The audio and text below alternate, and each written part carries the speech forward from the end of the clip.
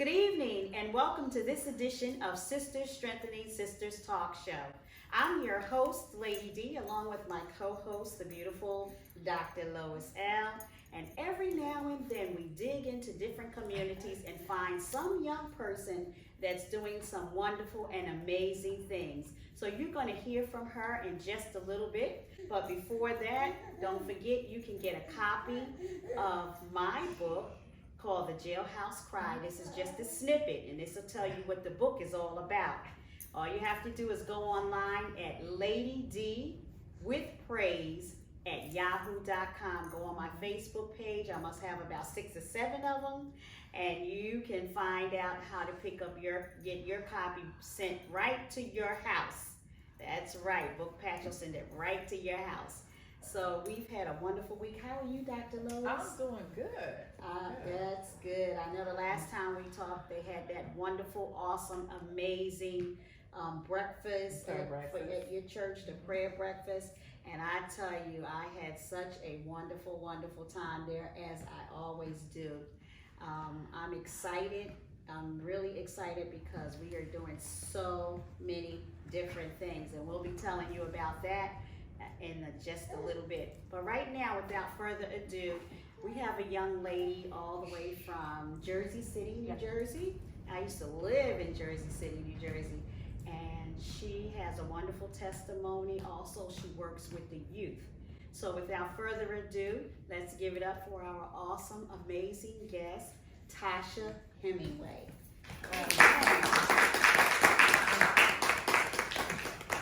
So Tasha, tell our audience a little bit about Tasha and who Tasha Hemingway is. Okay, my name is Tasha Hemingway. I'm 36 years old. I have 2 kids. I just have a 6-month-old daughter. Mm-hmm. She was unexpected, but God knew I needed her at the right time. She came at the right time. So she's never unexpected because God never makes a mistake. No, I never. She's like the second best thing to me. I have a 19-year-old son. You might need to pull that down a little bit, just so they can. I have a 19-year-old son. Mm-hmm. His name is Eric Williams Jr. He's like ain't nothing perfect, but if something was perfect, it'd be him. Okay. All he cared about was like working, taking care of me, my mother and sister. Amen. Amen. Um, Tell us a little bit about your life. I'm a single mother of 2. I moved out of my mother's house when I was 17 years old. Mm-hmm. I never went back. Like, basically, like, I thought, like, I was trying to be grown.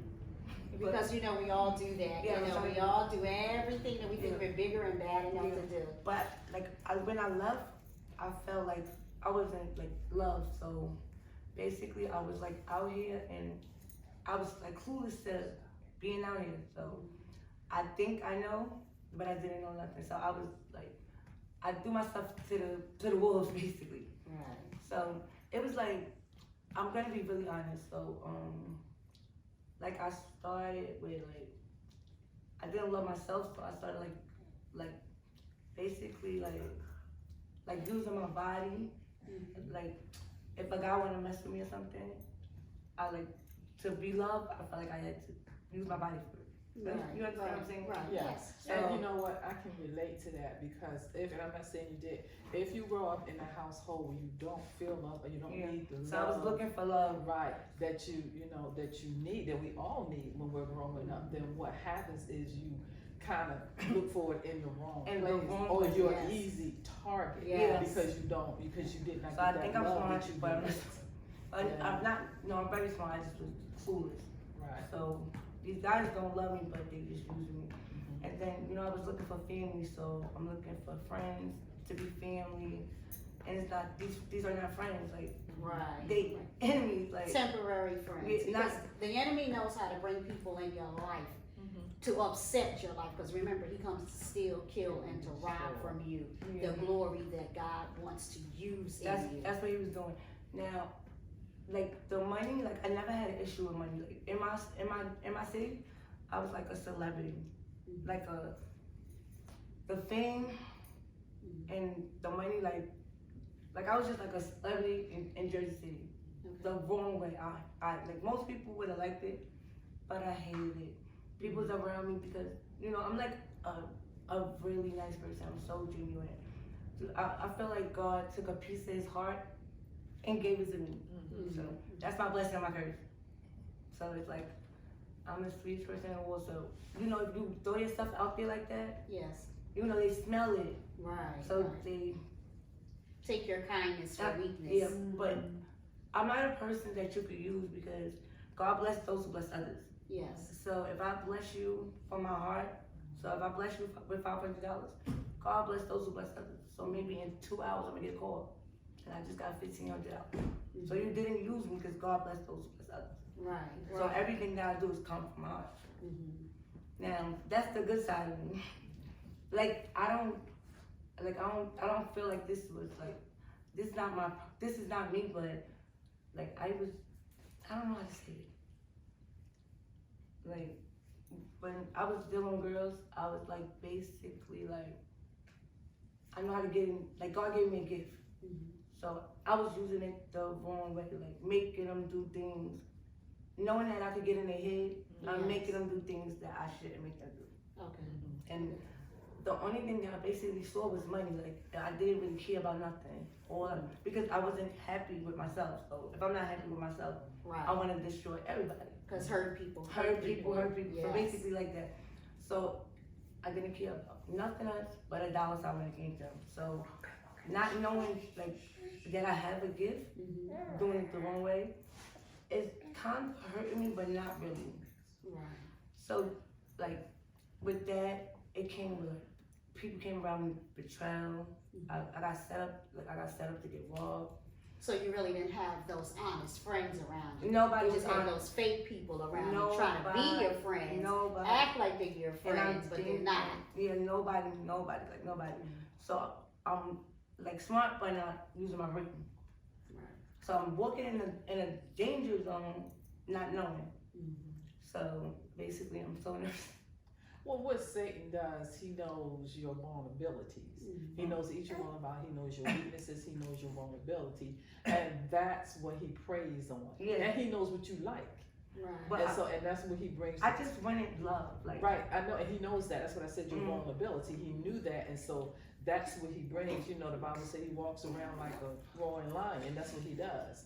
And so he brought the wrong people came to you, and you misconstrued it as love. And that goes back to maybe growing up or living in a household where you were not loved. So if you weren't loved, you don't understand what love is. So, you know, and I think we've all been guilty of that, because I was very young when I left home too. I always say I was thrown out in the world, and I was younger than you. I was only 12. And I was basically thrown out in the world, and basically the same things happened to me. You know, what I thought was love was people using you. You know what I mean? And you were young. You know, and unfortunately you have people that will take advantage of your naiveness and the fact that you're young, because they know you don't know. Right. And that's basically that's what they were doing. And for years, like friends, guys, even family. And it's not even like, cause my father, like I'm a daddy's girl, and the only thing I think I'm a lost girl, just wanting my mother. You know what I mean? But like a lost girl inside, just crying out for help. So basically, like got set up to get robbed. My brother died in 2007, and in 2008, the person that killed my brother, people that I grew up with introduced me to him. So, you know, me and him become friends, like, to the point, like, I'm calling him, I hate the person who killed my brother. And he's the person who killed my brother. For years, not knowing. And then he got killed. And when he got killed, I found out that he killed my brother. Wow. So that kind of makes me emotional. That was the worst thing that I ever went through, because the people that I grew up with, that's the people that, and the people that I grew up with, that was the people that, like, Introduced yeah, you to they him. knew. And they knew. I don't think he knew. I just think when he found out and he just sees that, like, I'm just the sweetest person, he tried to like make his wrongs right by being nice to me and my son. So he don't know how to tell me, so he's being nice. So like that was the hardest thing. Then my son's father passed away. My father passed away. It was just like I went through a lot. So doing all of that, I'm still raising my son. I'm still taking care of the whole city, because you could get anything in the world from me. But I'm just like, who's taking care of me? God, because I'm drinking every day, not eating, like stressed out, just crying for help. But God had me. So basically, I feel like everything that I went through, God put me through it because He was building me up. Well, actually, He didn't put you through it. He allowed you to go through it so that you could learn something, so that you can teach another young woman that's going through the same thing that you may have went through. So going through all of the things that you went through, and you know, you're not by yourself, because we all have went through basically the same kind of things that you went through, and then some. You know, so by going through these things, what made you actually want to work with younger ladies, young ladies? So basically, when my son's father passed away, and I'm crying for help, I realized, I sat down on my couch and I said, these people's not gonna help me. And if, I think God is He's trying to get my attention. So I sat down and I was by myself. I cried. I didn't know how to pray, so I just said, God, you said, if I surrender to you, you will help me. So, but please, I just said, I surrender. If you want me, I'm here, I surrender. And it's crazy because after that, 3 days later, I got stopped by the police, and I got locked up for parking tickets. I had 89 parking tickets and 64 driver with suspended license. And they locked me up. I did not know if I pay the bill, I can come home. I didn't know that. So I'm like, okay, I'm just take the time. Never been locked up ever in my life. So I'm thinking 89 days is a lot. I wound up doing 40 days, and that was my breaking point. He had to put me in it. I said I surrender. So he had to cleanse me. He had to build me up. So when I went in there, I got a clear mind. So I went, cause I was trying to come home. So I'm I'm gonna go to the drug care because they said I could get a bracelet. So I'm I went there.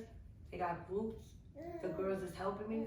So I'm not opening up to nobody. But what they doing, they don't know they really helping me. Right.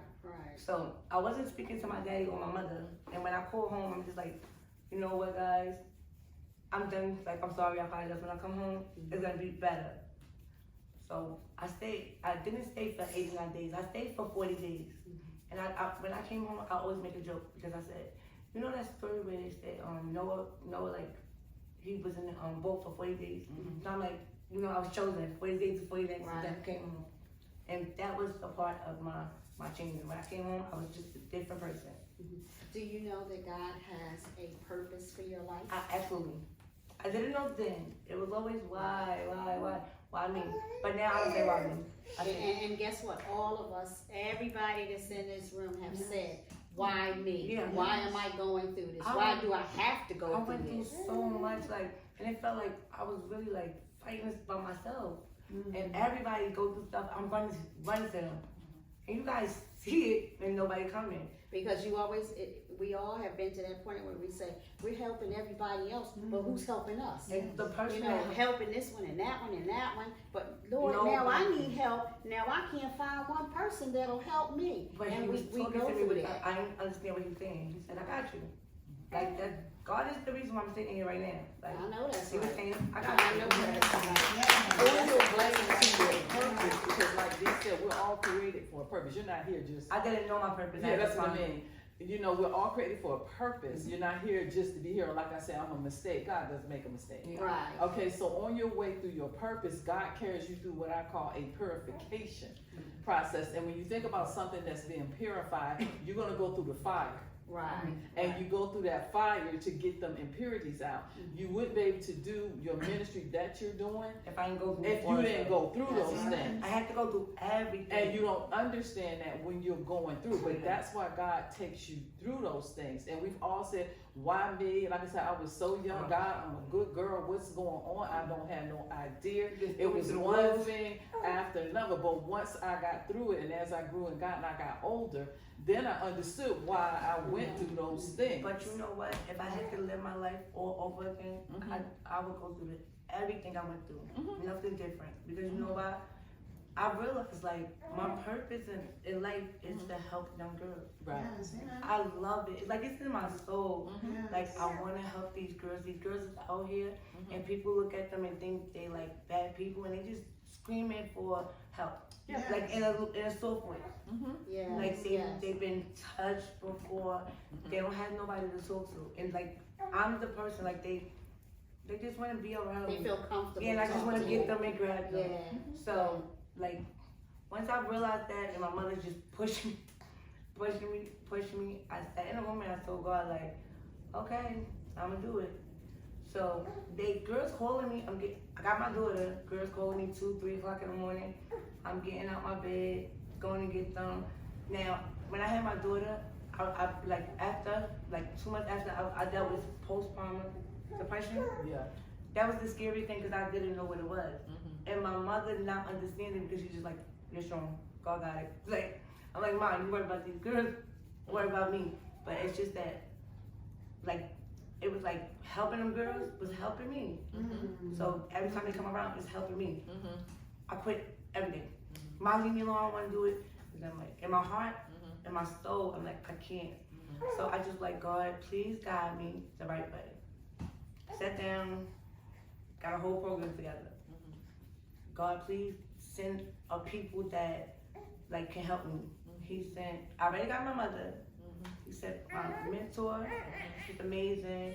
Like people that's already out there, like, but Tasha got it. God, please, if this is my purpose and this is what you want me to do, show me the way. And He will.